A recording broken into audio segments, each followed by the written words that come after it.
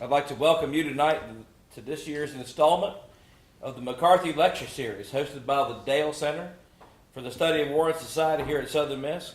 And this year, also for the first time, I can say this, it's kind of co-hosted by the Center of the Study of the National Guard here at Southern Miss.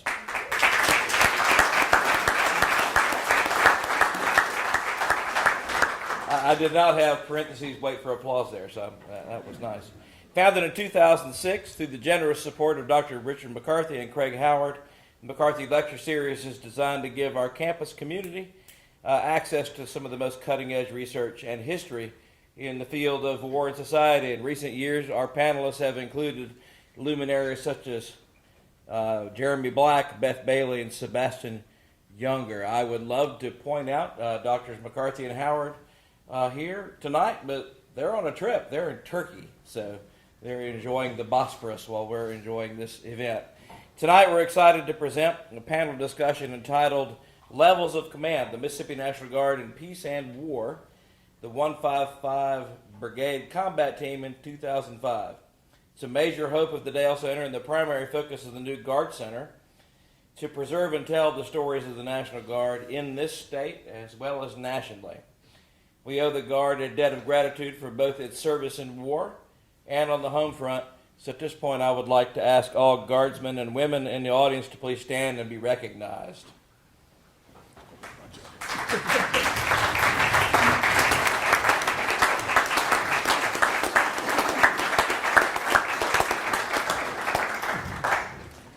Thank you. Thank you for your service. We have a stellar group of discussants tonight who represented the 155th Brigade Combat Team at all levels of command in the year 2005. The format will be that I ask the panel a series of questions for hopefully half an hour of our allotted time, and then we'll turn the proceedings over to you guys asking questions.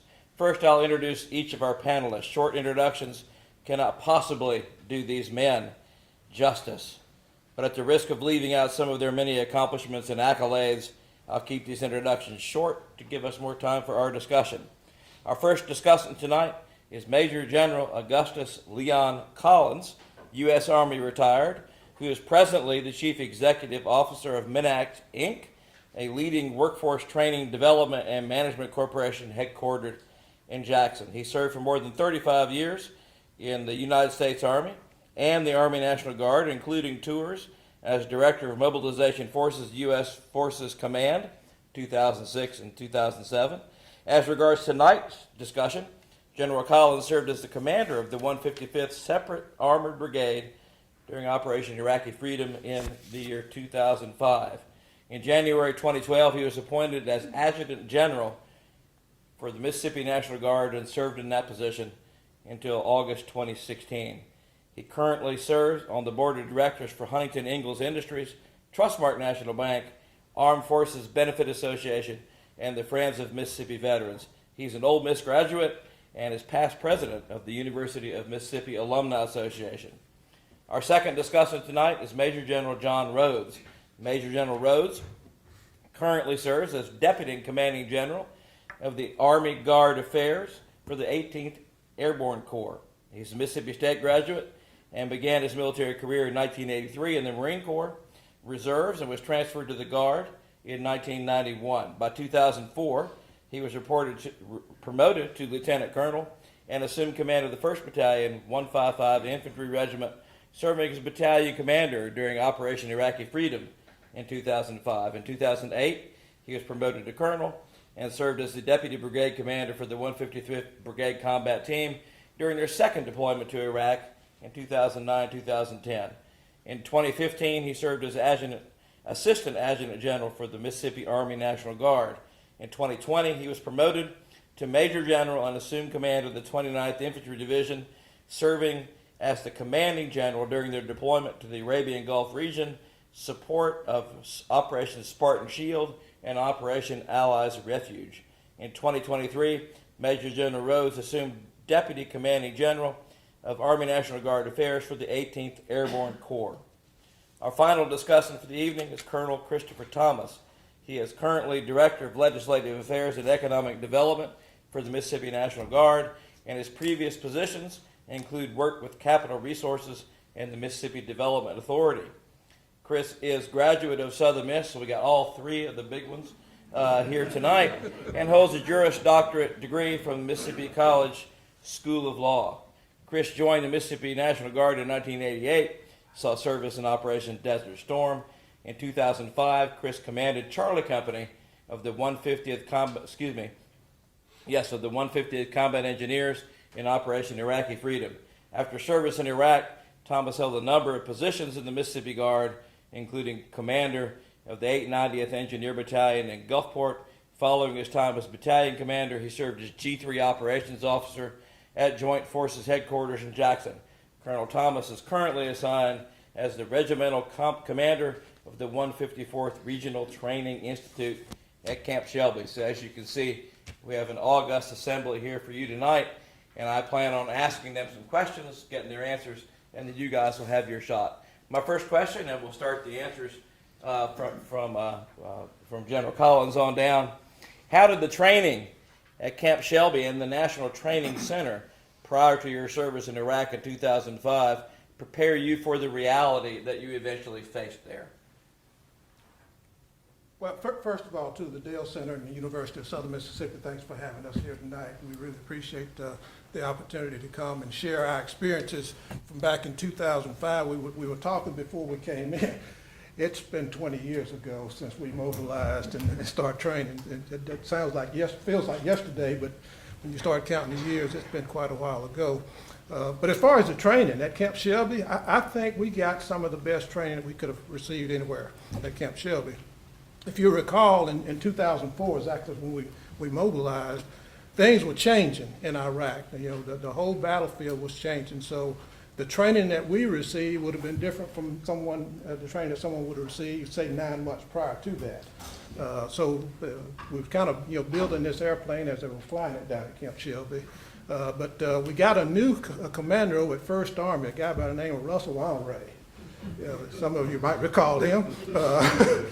And we were the first, what I call cradle to grave, large formation that he mobilized out of Camp Shelby. So he was making a lot of changes as we were going, and they were all good changes because they were getting us ready for the environment that we were going to face once we got to Iraq. Built a lot of villages at Camp Shelby to where it replicated the same type of environment we would have in Iraq.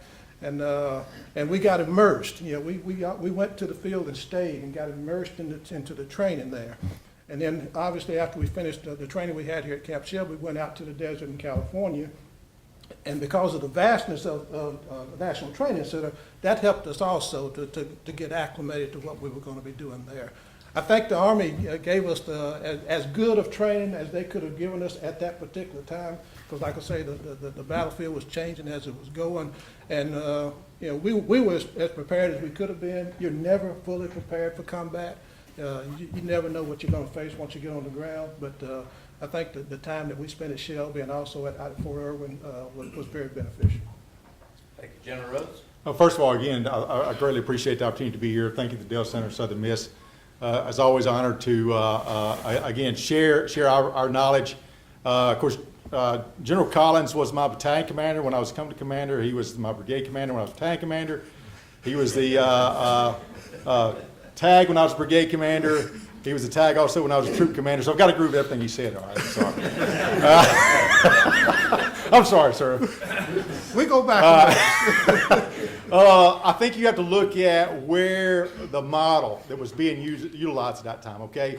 So at that point, the National Guard fell in this 6-month model. And it's kind of go more of the Cold War era, all right? So if we have a large-scale combat operation, such as a World War II type mobilization where we got full mobilization, then National Guard units would come to mob station. They would train on what we think of as a traditional combat environment, all right? So I guess you could have asked me this question in 2006. I'm giving you a different answer than I'm telling you today, all right? And I can ask some of these guys out here that may agree or disagree. But you got to look at where, again, as General Collins just said, you got to look at where things were at that point, all right? The concept that we've actually evolved into, we're talking clear, hold, build, which was kind of part of the 2007 surge, that had not really come about yet. Building, like for example, myself, I spent my entire career on active duty. I was in the 1st Armored Division on active duty, so I spent my entire career involving around Bradley's tanks, lethal combat forces, and now here I'm being in a lieutenant colonel as a battalion commander, executing operations that I'm not familiar with myself. I'm not very, and neither is the Army at that point as far as the large formations. So we were dealing with an insurgency where you have to have population security, build the Iraqi security forces, all those type of things that are new to me. So kind of go back to your question, did Camp Shelby or the Army adequately train us? I agree with what General Collins said. It kind of gave us a baseline, and that's about the extent of it. But it's kind of hard to go into. Even though large-scale combat operations are more complex, it's probably easier to train because you know what you're going to face. And then when you have to somewhat integrate all these combat multipliers, is the hard part about those type of operations. So I'm not sure if I answered your question or not, but it gave us a baseline, and I think that's all you can ask for is somewhat of a baseline to do. Basically, you want to be as proficient as you can at individual skills, platoon and squad level, and from there progress from there. All right. So I'll give it your turn, Chris. Your chance. Well, as most everybody in this room can appreciate, y'all see the allocation of time is dwindling down accordingly. So, but Dr. Wiest, thank you to you and your team and the Dill Center. This is a magnificent opportunity for us to be able to tell a little bit of our story. And I will say, as an opening statement, I thought maybe we would have a handful of grad students in here. And maybe some other folks, and one or two, ex-military people, and I could basically just say whatever I wanted to, and nobody would know the difference. Now I know I have a room full of fact checkers in here, so I've got to be a little bit more guarded in my statements. But to answer your question, I think I'd sort of harness what General Collins, General Rhodes said. For the most part, the 155 and at the Mississippi National Guard community at large, for the most part, most of us had not deployed before, at least not deployed into a combat theater of operations, and so it was there was only a small percentage of people who had actually gone to a combat or gone to deployment. General Rhodes, of course, is one of them in his previous life. And so I don't know that most of us knew really what to expect. And so we were a little bit tethered to what active duty was teaching us there.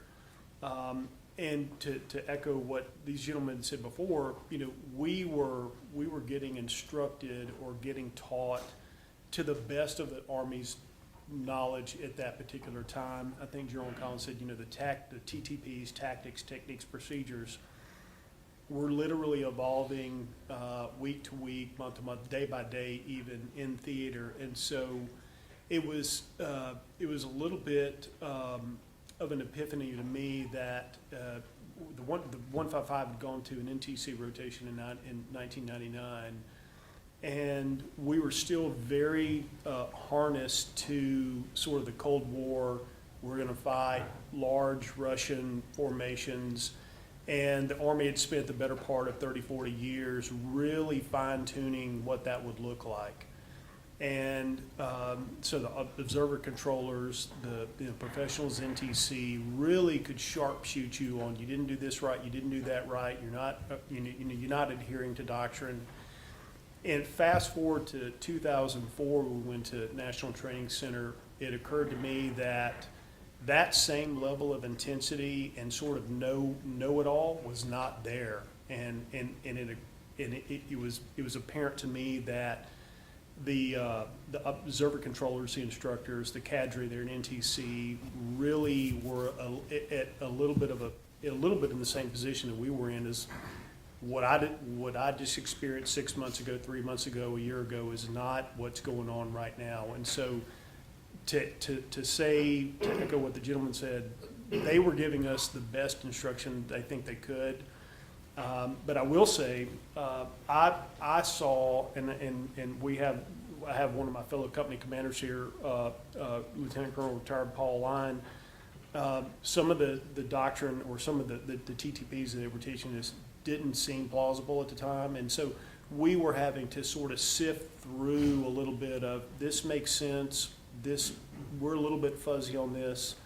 And as an example of that, one of the things that they were encouraging us to do is when we encountered an IED was to dismount from the vehicle, put troops out, go find out where it is, and that didn't seem like a smart thing to do. So we took the instruction in with the sort of asterisk beside it of we'll see if this really works when we get into theater. So. Yes, to answer your question, Army was doing the best they could at the time, but I think we collectively as the Army were doing some discovery, learning, and training at that time. Thank you, gentlemen. When your training was finished at Camp Shelby, General Honore said that y'all were not going to cross the berm and do Iraq without the very best equipment. Just a few months before, Rumsfeld had famously told the Tennessee Guard unit, you fight with the army you've got, not the one you wish you had. Was the Mississippi Guard adequately equipped to face the challenges it found in Iraq? We'll start with you on this one, General Rhodes. Well, again, we were a brigade combat team, Bradleys and tanks, so we were equipped for that mission. Those platforms where we were not good vehicles for that type of terrain. So we basically had the up armor Humvees where we were there in northern Mobile, Scandaria in that area. South at that point, in the Najaf, that area had a lot of hostilities prior to us arriving, but after we arrived, that area was somewhat more secure. So, there was some, calculated risk that those areas were a little more secure, so they could get away with not having the up armor Humvee. So, I mean, it's more of you're constantly fighting resources. So where the biggest risk was is where the best vehicles that pertain to the IED threat. Again, I got to go back to what we just said a minute ago, how we went from the 6-month rotation, the pre-deployment to evolving, because the Army realized that this is not good. We need to change that. Same way with equipment. I mean, we were there in West Point, Mississippi. That's when the production of MRAPs came on. The MRAPs proved a much more efficient vehicle than what we had. So were we equipped with what we were trained to do? Yeah, that's exactly right. Was it for that environment? No, it was not. But the Army adjusted that, and when we returned in 2009, we were fitted with MRAPs. So from a personnel, as far as personnel equipment, I think it was as good as the Army had at the time, though. Colonel Thomas? Yeah, Andy, I would agree with General Rhodes. From an individual level, I think we had, arguably some of the best equipment that we could have. Yeah, I think a lot of the consternation happens relative to the vehicles, and we were, a product of the system. I mean, the BCT formation, according to sort of current TTPs and doctrine, were the soft-skinned vehicles were going to be sort of in the rear.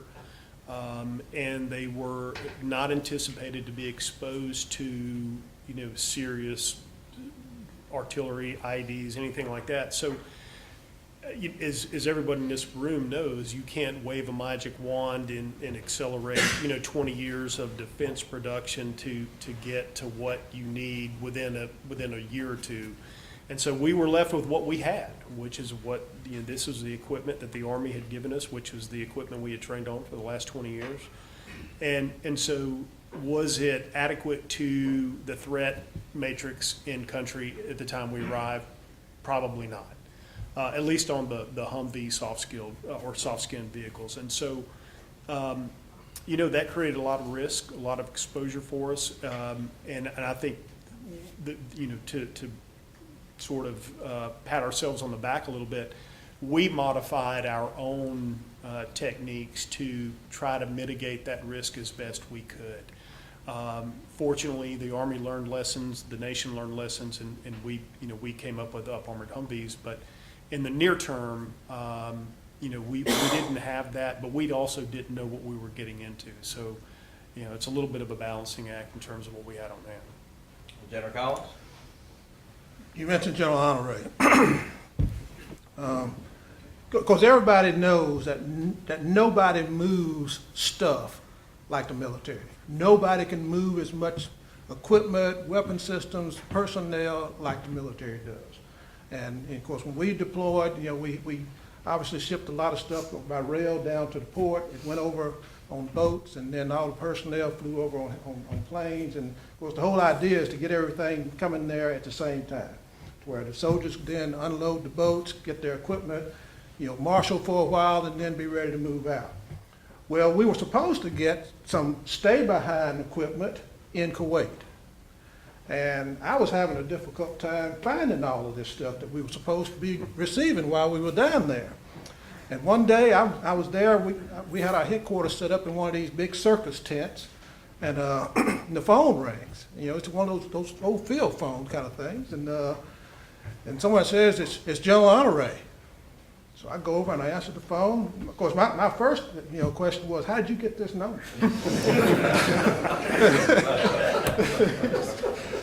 And he talks, he said, hey, Leon, how you boys doing? I said, well, we're doing okay. Y'all getting everything you need? I said, well, we're having a little difficult with some of the pieces of equipment we're supposed to get. He says, I'll call you back.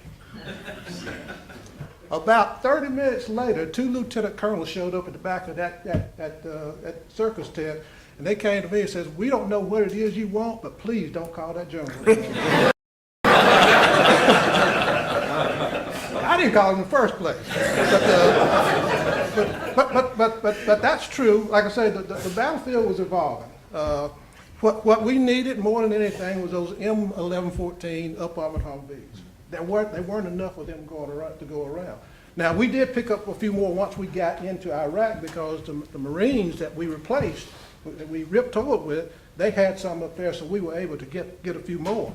But I do recall leaving Kuwait and going up to Fob Khao Su in a Humvee that, what we call a level 3, which had hillbilly armor on the doors and sandbags in the floorboard. That's what I rode up to Iraq in. And we had to put some things in place. The M1114s were primarily for the troops that were up north, because there was much more volatile up there than what it was down in the south, down to Najaf. And we moved a lot of the level 2s, which were the modified Humvees, where they put the doors and ballistic glass and windshields and everything on those. And of course, we made the rule that level 3, which was the ones with the hillbilly armor, could not go off of the forward operating base. You could use them around the base, but you couldn't go outside the wire with them. And we had to do that until we kept getting more as we were there. So at some point, we were pretty well, you know, equipped, but when we first got there, we just didn't have enough. And we had to make some hard decisions on that. You know, but even with firearms, you know, you had to decide who were going to get M16s, who's going to get M4s. You know, soldiers that were kicking in doors preferred the M4s because they were smaller. You could maneuver them a whole lot better than a long M16. So all those type of decisions had to be made to make sure that you had the right equipment at the right place at the right time. Thank you, gentlemen, and I apologize for this question in advance, but we're going to throw it to you first. Colonel Thomas, what was the toughest day of your deployment and why? Yeah, you know, we, the 150th Engineers, which I was one of the company commanders, I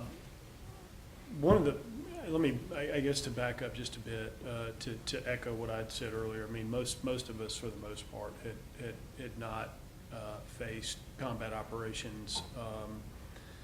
But we knew instinctively, and we've been taught, General Collins and others had, essentially told us, listen, the mathematically, it just, you can't put this many people in harm's way and something not happen. And so I had echoed that sort of mindset to our leadership at the company level and just said, guys, listen, it's just mathematically, may not be day one, may not be the last day, but mathematically something is going to happen to some of us, and you need to be prepared as leaders. And so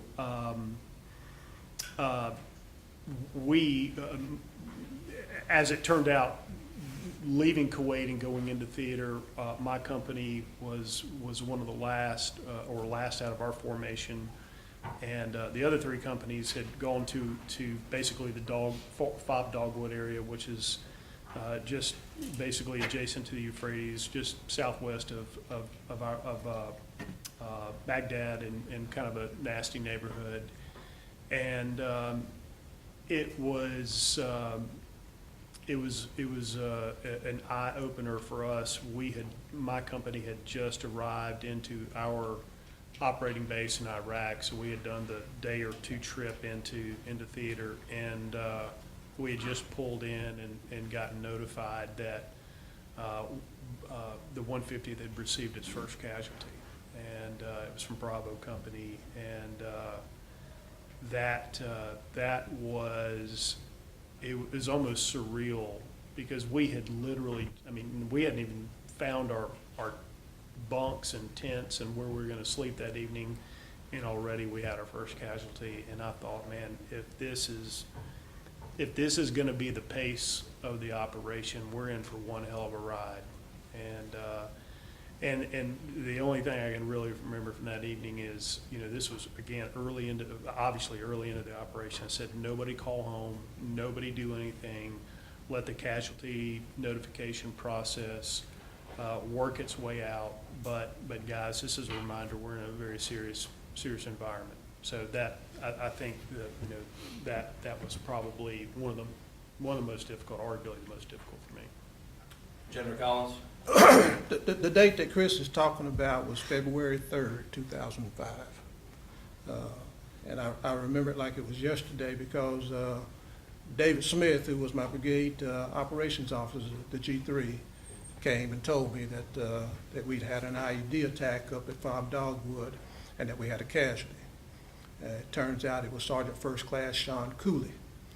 Now, those of you who are in the 155th and knew Sergeant Cooley, he was a Sergeant First Class.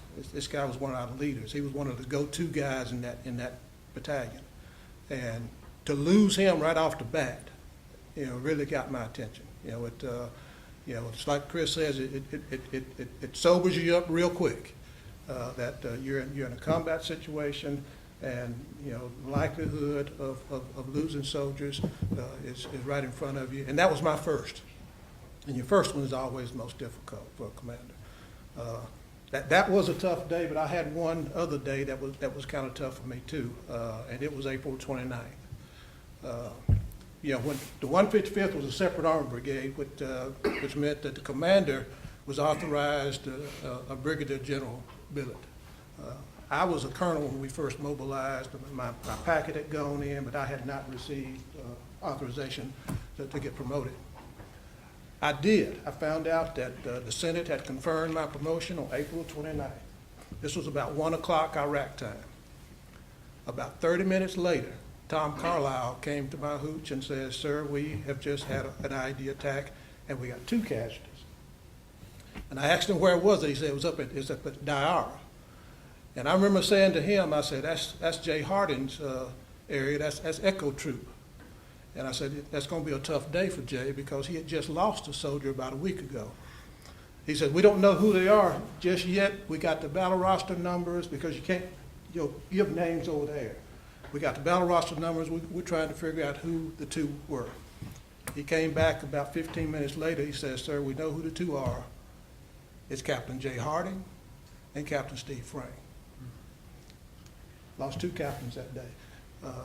It was a tough day for me, because it was a day that I thought was going to be the happiest day of my life. And it turned out to be one of the worst days of my life. General Rhodes? You know, I mean, anytime you lose a soldier, it's always a kick in the gut. You know, the 155 as a whole, 28, first 155, 11, and I share with this over and over to people from 2005 until today. What makes combat, the most tragic thing about combat is it does not stop. It just keeps on going. It's heartless. Doesn't matter what your emotions are running. It just keeps on going. And no matter what happens, you're going to mount up, you're going to move out, and you're going to lead those soldiers right back out there to face the same dangers that they and you know the possible consequences. And that's the most difficult aspect of it. So I'm not sure if I answered that, but anyway, No, you did. that's from my experience. I'll ask one more question and then open it up to the audience. I have plenty more questions in case y'all don't have them, but I might ask this one more. I found out when I was wanting to write my book on the 150th that really nobody has written about what any of the Guard units did in Iraq. And of course, in 2005, Guard units make up essentially 50% of the combat strength of American military in Iraq. Did the Mississippi National Guard prove its worth in Iraq in 2005? We'll start with you, General Collins.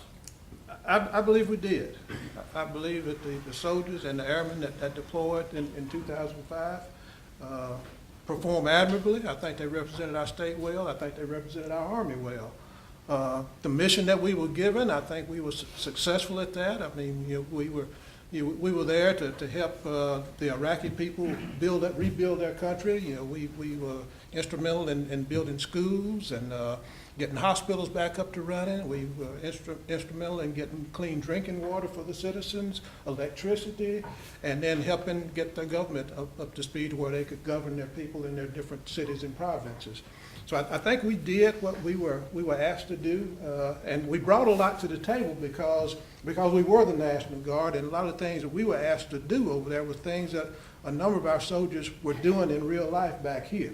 So we had some expertise that we could offer to them that made that a little easier, I guess you'd say, because we had the expertise to do it. But I think we did our job.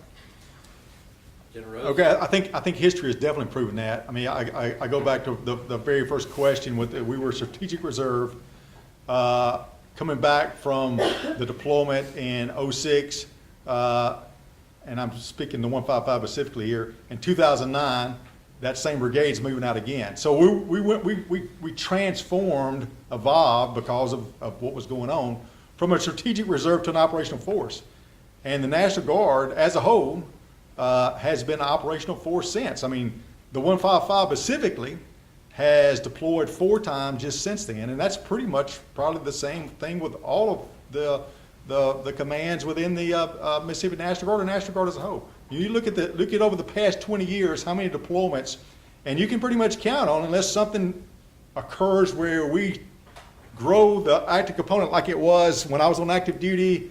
I may be a little off on the numbers, but I mean, when I was in Germany, we had 2 Army Corps there in Germany. I mean, like 1.6 million. And I don't think we're ever going to go to that again in the near term anyway. Or we just say, hey, we're going to pull out of wherever. The National Guard will continue to be an operational force. And so it has, over history, it has proven, because it is proven to be a vital force. Because of, like I said, just look at the deployments that have gone over the past 20 years. Colonel Thomas. Yeah, Dr. Wiest, my short-term memory has kicked in. What was the question again? Did the National Guard, especially at your level of command, prove its worth? Yeah, I had an answer, but after listening to General Collins and General Rhodes, I sort of wandered off in the left field. But no, the short answer is unequivocally. For the 2005 rotation, we didn't have a length and depth of experience to compare ourselves to. So there was not a true, like, hey, we've done this multiple times. This was sort of first time in the chute, and of course I can only speak primarily to the 150th, but in my mind, we absolutely answered the mail on that. And I can say that because not only did we have the 150th, at least where we were at Dogwood, but in my company, we had a platoon, an armor M1 platoon from the 2nd 11th ACR active duty. We had multiple enablers that were across active duty and Army Reserve. We had a Vermont Army National Guard platoon assigned to me. Ended up with a Puerto Rican National Guard infantry platoon assigned to me. So I had well over 125 people. So I had I guess a cross cut of the Army footprint, at least in my company. And I can say that we absolutely answered the mail. And what I mean by that is the guys from the 2nd 11th ACR were fantastic, fantastic tankers rather.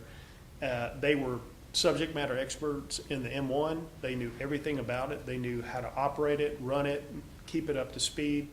But what I began to realize slowly is once you get outside of that subject matter expertise in real life skills, if you will, and I'm just saying that, their expertise began to degrade. And that's where we as a National Guard community began to cover those gaps, because we had policemen, we had veterinarians, we had the whole thing that the National Guard is. We were able to think creatively and to use the expression outside the box in a way that they were not conditioned or didn't have the life experience to do. So we were able to do a lot of different things because of that background, that wealth of background that we brought from our civilian formation into the active duty component. So I thought, speaking candidly just from our own experience, I thought we did very, very well. I mean, it's not for a questioner to answer the question, but I am writing about these guys right now, and I still want you to buy the book when it comes out. Don't get me wrong. But I will tell you the main point of the book is that these guys did more with less than anybody could have expected. So I'll answer that question for them. At this point, we will open it up to the audience for questions. Please raise your hand and stand on up. But no National Guardsmen, are you? We hear enough from you all the time, man. And Sit down, shut I'll up. see you first. Please stand up. Sit down, shut up. I'm sorry, I'm confused. What should I do? All right. Take your journey. I'm a National Guardsman, so I'm not a plant. I'm dropping stuff. But Colonel Thomas, you started scratching on this, so I'd like to hear your opinion as well, because you did say the National Guard has fundamentally changed from the becoming a strategic reserve to operational ready unit. So we know the National Guard is much more different than it was 20 years ago. So can you somewhat contrast and describe from your foxholes the difference in leading Mississippi National Guardsmen versus your active duty soldiers? You got some 211 patches right there up on the screen during the 2005, and just kind of branch off and kind of compare and contrast, maybe the strengths and the weaknesses between active duty and National Guard in that type of mission from y'all's foxholes. You kind of opened up that box for us. Thanks. So is that directed to me, or No, you were kind of eyeballing General Rhodes? General Collins, General Rhodes. Okay. I'll go first, John. It's like Chris said, the backgrounds were different when we first married up. Fortunately for us, we always knew that 2nd and 11 was going to deploy with us. So when we did our MRE out at Fort Irwin at the National Training Center, they actually trained with us there. So I mean, we were not new to each other when we got to Iraq. We already knew one another. Matter of fact, they actually, we had a big parade here at Camp Shelby before we deployed, and their commander came and was part of the ceremony there. So we had gotten to know a number of them before we actually got to Iraq. But it was a little bit different as far as the backgrounds. We did have veterinarians, we did have farmers, we did have police officers, we had lawyers that were able to give their talk to the Iraqis and help them understand how the best way to get their government and their cities and everything stood back up. I remember I was a captain by the name of Jesse Cornelius. Jesse is an agricultural teacher, I think in Nettleton somewhere. Nettleton. And Jesse was a goat farmer, and of course he had that expertise. So I mean, he offered that to the Iraqis with their sheep and lambs and everything, and did a great job. So it was that kind of stuff that was brought to the table that maybe the active component guys didn't have. But like Chris said, they did have. I mean, they were well trained in Army stuff. How to operate weapon systems, formations. I mean, everything that they teach you in military classes, they were really good at. But to go back to how the Army is used, how the National Guard is used, what we have today is what we're going to have for the foreseeable future. Mobilizations, deployments. When I joined the National Guard, they told us up front, 1 week in a month, 2 weeks in the summer, and you might have to go and fight. Well, it came time to pay the fiddler in 2005, and we had to go fight. And that's kind of the blueprint that we have now. And if you go and look at the President's budget for 2025, you'll see an active component Army that's the smallest that it's been in 67 years. If we have a major conflict, there's no way the active component Army is going to be able to keep up the speed that they need without calling upon the National Guard and the Army Reserve. So, any young soldier that's joining the Army today, they know if they do that 4 or 6 years, they're going to deploy somewhere. I mean, I look at this past deployment that I was part of with the 29th Infantry Division. I mean, every deployment is going to consist of Compo 1, Compo 2, Compo 3, contractors, civilians. So you've got a variations of skill sets out there, and as the commander, I mean, you want to match.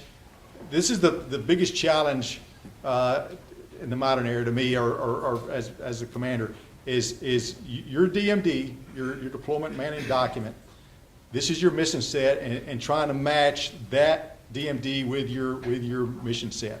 That's the most challenging thing about it. And that mission set is constantly changing, it's constantly evolving, because the theater constantly evolves. At the end of the day, the enemy always has a vote. Always had a vote in Afghanistan. I mean, we went to OSS, Spartan Shield, knew what was going on over there in Afghanistan, didn't think it would involve us. Next thing you know, we became one of the, when they evacuated back to Kuwait and the country of Qatar. I mean, we didn't plan on that happening.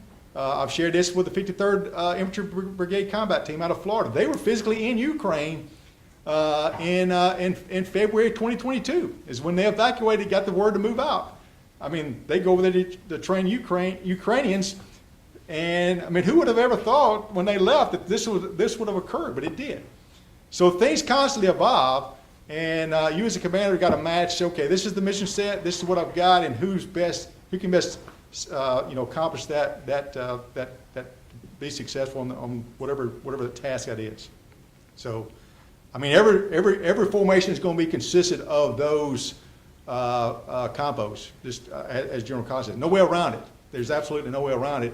And you can bet in 4 years the 155. I hate to say I bet, but the chances are pretty high in 4 years the 155 is going to be out the door again. Sawyer Walters, thank you gentlemen for coming today. So as a young officer, we've talked about the differences in going into whether it's going from the coin to LISCO or whether it's evolving in EW, cyber, things like that. Going into a battlefield on a deployment, how do you work those fields of the unknown when there's not necessarily a playbook? How do you kind of evolve yourself as a leader? I mean, that is the environment that we live in today. I just gave up 2 examples of when you're talking. Let's just look at October the 7th. October the 7th changed the Middle East, and the first 155 was there. The 168th Engineer Brigade out of Mississippi was there. 185th was there. Again, when they left, who would ever thought would have happened in October 7th? But some of that changed that whole environment. Just that one event that carries on today. You know, how do you prepare yourself? I guess that goes back to more of crisis management, crisis team. Okay, this is, you know, you put who your best people are with that and come up with a plan and execute. I don't think you cannot. Goes back to the thing, you know, he who defends everywhere defends nowhere. So I mean, I think that's what you have to focus on is that. I'll give you a shot at that. I'm not sure if I answered the question or not, but anyway. I've seen that look before. It's like, Chris, you taking this one? Okay, sir. Sorry, I don't know if I'm going to answer your question exactly, but we've got, well, we won't call them out by names. We've got some guys that were with me in the 150th, and here's what I tell you: we spent, as when I was a platoon leader and all the way up through company commander. The engineers were essentially task organized. One company was going to support this battalion, another company was going to support this battalion, so on and so forth. And Alpha and Bravo Charlie, we were going to do that. And, you know, I as an engineer officer could put in a standard disrupt minefield in the middle of the night in a hurricane, you know, and not blink an eye. And I put in 0 standard disrupt minefields when I went to Iraq. And so, to me, I had a great epiphany at that moment. It's not so much about whatever the current FM 3-0 says. This is how we're going to fight, because, and I'm probably going to get a counseling statement from General Collins after this. But you listen. You know, doctrine is really just all about moving the same furniture around in the living room to get a different view. It's still all comes down to shoot, move, communicate. And it's the same thing they teach you in basic training, and it just magnifies over the spectrum of your command. And at the end of the day, in order to prepare yourself, you have to be competent in your skill set, and you have to be able to shoot, move, and communicate. And all the things that are inherent with that to move your unit, whether it's a squad all the way up to a brigade, you have to be able to do that. Don't get wrapped around the axle in whatever the magic buzzwords and phrases are at that particular time, because we've gone from airland battle all the way up to whatever we're at now, multi-domain operations, and at the end of the day, it's still shoot, move, communicate. And so if you're able to do that, if you're competent in yourself and you enable your subordinates to be competent in their weapon systems and communication and movement, you're going to be okay. You can survive anywhere. Chris explained that really well, and what he didn't tell you is that the 150th Engineer was a perfect example of that. When we left Kuwait, the plan was we were going to do exactly the way he said. We were going to task organize the engineer battalion. One company was going to this task force, one going to this task force, one going to this task force. At that time, I did not know I was going to have the responsibility for the Eastern Al Anbar province up at Dogwood. Matter of fact, the 150th Engineers was already on their way. They were headed to Bob Kalsu. Trent Kelly was leading the charge. We had to get in touch with Trent and tell him, don't go to Kalsu. Go to this grid coordinates, which was where Bob Dogwood was. And they stopped being basically combat engineers, and they started being infantry on the road march from Kuwait to Iraq. So you never know what you're about to get. It was the unknown. Thank you. General, you talked about when you initially commit to the National Guard, it's 1 weekend a month, 2 weeks in the summer. What was your guys' biggest challenges coming back from a deployment and transitioning back to that regular National Guard schedule, or did you guys have any challenges? I think the soldiers that deployed knew that was over. This is a new world now. The Army was smaller. That happened back in the 90s. And if there's going to be sustained operations, you're going to be called upon to deploy again. And like General Rhodes said, the 155th made another turn about 4 years later and was back in Iraq. So I think that the mindset changed once we had that first deployment under our belt, that we're never going back to that again. Sir, if I may, to just has an anecdote to that.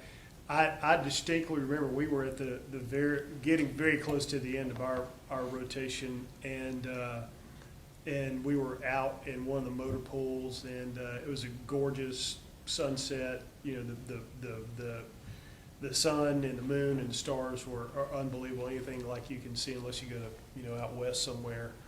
And I said, guys, let me tell you, this thing's about to wind down.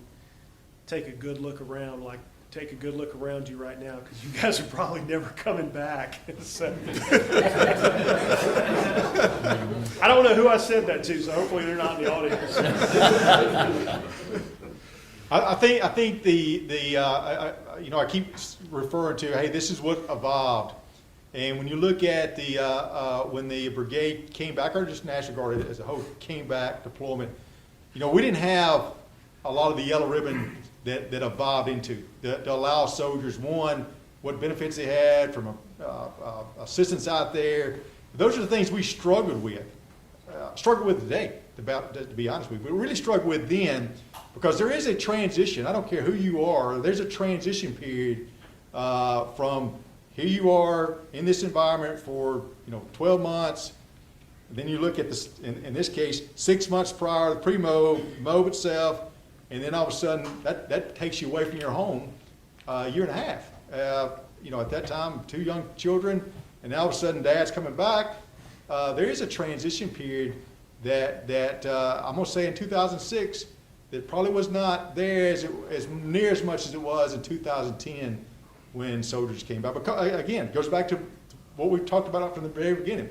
The Army realized that, hey, we have a serious issue, especially National Guard, because the active component, you go back to a post. National Guard, we're a community-based organization, so we go back to our community, and there's only a few people in that community that actually experience what you just experienced. So those are things that definitely has improved a lot. And when a family knows how to get help, assistance, without having to reach out back to the family assistance coordinators, then that's success. Because now all of a sudden they know, okay, this is how we get at TRICARE, this is who we need to get in contact with. Those are things that somewhat hampered us in the 05 rotation versus 2010 and beyond. Yes, sir. The intervening years between 05 and 09, there were a lot of personnel changes in the brigade. Some of that was turnover, some of that was just internal, a normal progression of our career movement. What did that mean, contrasting between 05 and 09, with the number of veterans that had some institutional knowledge? Some of them I think are probably in this room right now. How was the learning curve different, especially given that in those intervening years the technology changed quite a bit too, from those up-armored Humvees? We're looking at different tracking systems, different IED, counter-IED equipment, MRAPs, those sort of things. How is that different on the ground in 09 versus 05? That was yours. I wasn't there. Okay. All right. Well, okay. First of all, let's look at the mission set in 2009 was different than the mission set in 2005. That's to begin with. All right. The next thing is when I left Iraq in 2006, I said this place will never be secure. It would never be stable. I was, you hear this thing, hey, we need to break this country up 3 different parts. And I'm not saying I've agreed to that, but I was like, I just don't ever see this country ever being stable again. And I'm glad in 2009 that I experienced that, because all these places we talked about, Northern Mobile, out of our province, those were some of the most stable places in Iraq in 2009, whereas in 2005, that was extremely violent. This is what I always tell you. There's a lot of veterans in this room here. There's a lot of veterans that just came back from this past deployment. Use your experience to share your knowledge, but don't be arrogant about it, because we always hear the thing, this is not my first rodeo, whatever. And I always tell people it was not Custer's first rodeo either. Okay? So your arrogance, never be arrogant. Whatever the mission is, it doesn't matter how many times you deploy. When you leave, it's a totally different mission.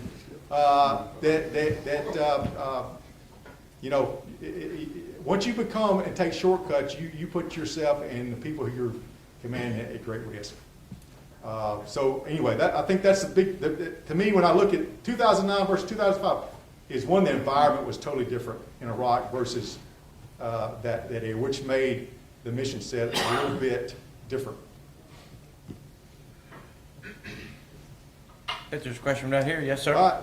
Hey, Ashley Sullivan, General Collins. Who are you again? I can't remember your name. If I may direct this one to you at first, sir, if that's okay. So we talked a lot about the evolution, you know, from 2005 and subsequently, and even building up to that. And for our strategic leaders, we talk a lot about the joint warfighting perspective. In 2005, I know that y'all had some unique interactions with our other joint force.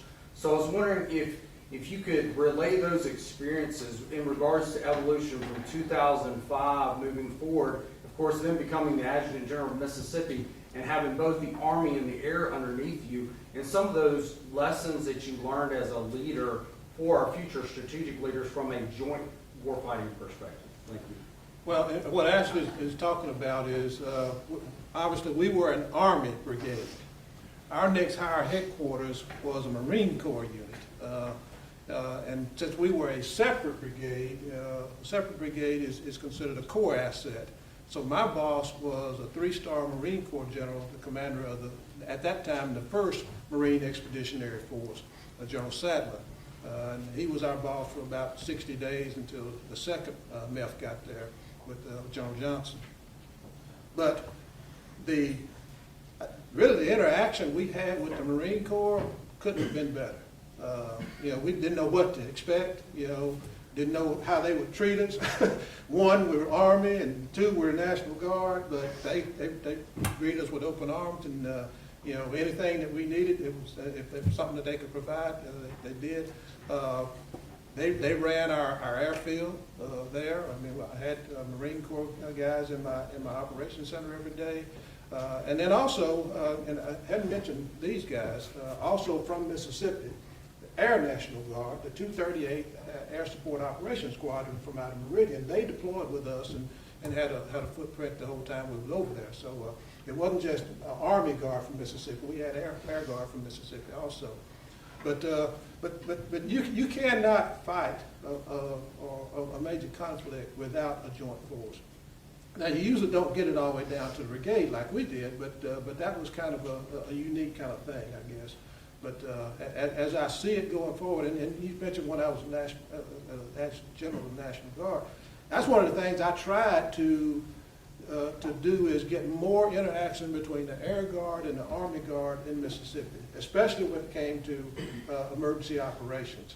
And you go back and look, I mean, we brought Air Guard officers and enlisted airmen into the operations center there at the Joint Force Headquarters. I had the first full-time Assistant Adjutant General Air on my staff.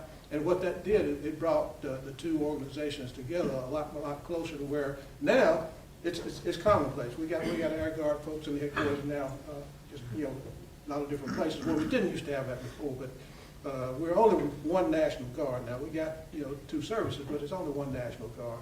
But you really can't fight a major conflict without, and General Blunt back there can echo that, without having joint forces on the ground. Sir, if I may, I'll add on that. This is more the granular level, but like I said before, we had an active duty platoon, Puerto Rican National Guard, Vermont National Guard. But at the battalion level, we had Navy EOD, we had Air Force TACPs, maybe Air National Guard TACPs. We had active duty surgeons, medical staff. I mean, we had everything, and we didn't really experience that until we got into theater. But and now it's more commonplace. And so, when these units deploy, you get the cross section of all different components, all different branches, services, and everything, and even of the 3-letter agencies. But that is one of the beautiful things that I think the United States military does is we integrate very well in terms of capabilities. It's not seamless, it's not perfect, but we do it probably better than anybody else. And another thing, I mean, that you're looking at is they may not fall under your command, but there has to be a level of collaboration between the two entities. And that's a lot, that was in this, the 29th Infantry Division, again, we were on equal turf, I guess you could say, but we had to collaborate with each other because of the mission set. And I mean, there's just no way around it. There's a joint, no matter what the mission, there's going to be a joint effort. And if there's not where there's an actual line that says who's from a C2 aspect, and there has to be collaboration between the two to make it work. And let me add one more thing onto that. This is outside of the 155. You mentioned when you was introducing that I was the Director of Mobilization Forces at Army Forces Command. FORCECOM is the force provider for the Army. You know, if a combatant commander needs a certain type of capability, it goes back through Forces Command, and we find it. It may be in 3rd Infantry Division, it may be in 1st Cavalry Division, it may be in some other organization. But when I was at FORCECOM during that period of time, those 2 years I was there, sometimes we'd get a requirement from the combatant commander that at that point we really couldn't fill in the Army. So then we worked across service lines. All right, does the Air Force have this? Does the Navy have this? You know, Marine Corps have this? And sometimes it might be just one person. You know, but we would coordinate with them and send that person to the theater. So it was a mixture of filling the requirements because you're trying to get the combatant commander what he needs to fight the war. I'm going to wrap it up with one final question because you guys found yourself in a unique situation. National Guard, one of its main home front duties is to deal with natural disasters. Maybe one of the chief natural disasters in American history hit your state while you were gone. How did that impact your unit, starting with General Collins? Big impact. That was in August, I think August 28, 2005. And of course, in theater, you know, we have televisions over there, and we can see what's going on back here. You know, the devastation of this major hurricane that's hit the Gulf Coast, and a number of our soldiers actually lived in the affected area, and their families were still there. And you know, electricity was out, the phone service was down. You know, we could see the devastation, but a lot of the soldiers could not contact their family members back here in Mississippi. And that caused a lot of great consternation, you know. So, you know, a lot of them wanted to come home. Well, I'm kind of trying to fight a war right now. I can't send you home. And not only that, there was a rule that, you know, you had to maintain at least 85% of your combat strength in theater at all times. Well, at that particular time, I'd already had a number of soldiers that were back here going through R&R. So that already reduced my numbers already, so I couldn't afford to send a whole lot of soldiers back to come take care of home. So, and when they couldn't get in touch with their families to find out if they were okay, that was a problem. So I actually went to each one of the operating bases and talked to the soldiers and tried to explain to them, you know, we can't shut the war down. And actually asked them, you know, if you have not been able to get in touch with your family, let us know who that is. And we have started working with the Joint Force Headquarters back here to say, all right, send somebody to this address. If there's still a house there, knock on the door and see who's there. And if you know, and give us some information about the family. In some cases, you know, found that the family was fine, their house was not destroyed. Other cases, we found out that the house was gone. Where's the family? Well, they're living with Uncle Joe somewhere, you know, 50 miles up the road, but they're okay. And in some cases, it was just a situation where, you know, the family didn't have anywhere to go. They really had to get the soldier back because in many cases, that soldier was the primary provider and, you know, for that family. So we did send some back. We didn't have to send, you know, large numbers back. Of course, at that time, I commanded the 1st 155 Infantry Battalion, which was predominantly South Mississippi. Back there and see Tom Miller back there, who was Gulfport, Biloxi, Ocean Springs. Where you live, Tom? Sir, I live in Biloxi. Biloxi. So I was in Long Beach. Yeah. And I was blessed that Colonel Collins at that time sent me home. That was a good plug there, sir. I was not anticipating that, Tom. I appreciate the plug. I'm just making use of these W's from South Mississippi. Thanks. I was at Patrol Base Hotspot, and they told us on the phone, Yeah. hey, everything's okay. You know, we're like, okay. I come back in 10 days later from the patrol base, and they're saying, Miller, where do you live in Long Beach? I said, 2 miles west of the port. They say you live south of the tracks. I said, yes. Not no more. General Collins said, hey, look at the TV. This is what happened. Well, I did get received a Red Cross message from one of my sister-in-laws to let me know that my wife is okay. Yeah. And Tom was just one of many that was in that same situation. And then, again, goes back to what you just asked a minute ago. That's the friction point. Who would have envisioned Hurricane Katrina impacting operations in Iraq? But that's exactly what happens. Friction points you don't count on because, again, the storm, the enemy, they always have a vote on what goes on. What made that even more difficult is in that same time period, we had 2 fallen comrades. In that same time period, 2 fallen comrades within 2 days of each other. Again, the enemy does not care what your problems are. They don't care that you got soldiers that lost homes, lost businesses, whatever. They don't care that you just had enemy or that you just had fallen comrades. They don't care. And it just keeps on going. And I go back to what I said, that's the most difficult aspect, most tragic thing of combat itself. And when you look at that 12-month time span, that August time frame was without a doubt the most challenging as a command group as a whole because of what I just talked about. Yeah, Dr. Wiest said, my company specifically, we were a North Mississippi unit, so we were a little bit immune to that. But Bravo Company was a South Mississippi unit, and you didn't have to be a rocket scientist to see this thing coming in and say, this is not going to be good. I mean, not going to be good at all. And your heart went out to them because, the first 24, 48 hours, these guys didn't know if they had a house, they didn't know if they had a family. I mean, it was tough. And so it was, and as Jim Rhodes pointed out, our operations didn't stop. We didn't get to, it's not like a football play where we got to call a timeout and everybody kind of huddle up and talk about it. It kept going. I mean, it just kept going. So not much comment on that, but other than just my heart goes out to the guys that were doing it. Well, this is District General Collins and General Rhodes. Who won the Egg Bowl that year? Mississippi State. Thank y'all for coming out. Please thank our panelists for this evening.